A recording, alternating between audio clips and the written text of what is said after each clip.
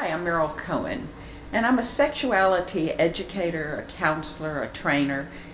For over 30 years, I have been dealing with healthy sexuality, helping people think through their discomfort, even communicating about sexuality.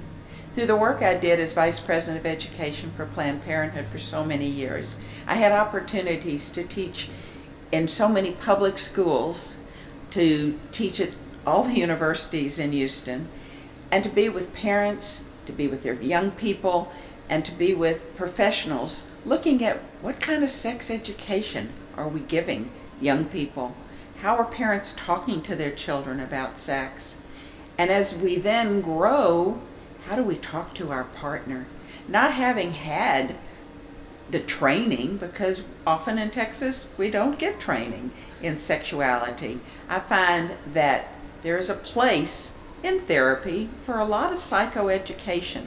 And I find that with my clients, just talking to them about how the body works, really informing them what is normal. It is a wide range of normalcy. And we look at what is your narrative about what sex is supposed to be. And once they look at that, they go, how did I learn that? Why am I holding on to these narratives that don't really work for me? Our sexuality is really often a window into the relationship. And I look at that by using a lot of questions to find out, what are people doing? What do they call foreplay? What do they find pleasurable? And why haven't they actually told their partner? So the therapy becomes really a lot of learning about oneself, about communication, about intimacy. And intimacy is definitely more than sex. Intimacy is sharing feelings and frustrations and fantasies and failures. It's being open. It's opening up and being known, being seen. And once we're able to really trust and know that we're accepted, our sexual pleasure changes and enhances. And so a lot of what I do is helping people become intimate and talk about sexuality.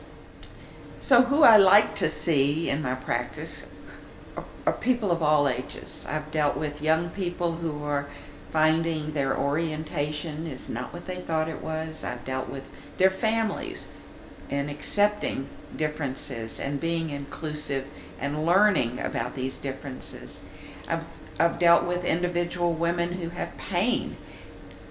Our bodies remember pain, and many have had sexual assaults many, many years before or recently, and learning to trust again and to trust themselves again, and to just have a sexual awakening using their own sexuality and through sensuality to enjoy their bodies. I've also dealt with men and women together, men and men together, women and women together. Whoever the couple is, learning together to talk, to find out what is pleasurable for each of them, and to be able to share that most intimate place of being sexual together. So if our bodies have pain, if our bodies are changing and we're aging, if our bodies ejaculate before we want them to, these are all issues that so many people have. And to normalize all that and to say, okay, so this is going on. It doesn't mean that we're broken. It means that we just find another way to communicate all this and to learn together. And being generous, to being loving, being caring and supportive of one another. It's what love is all about. And sexuality is a big part of loving.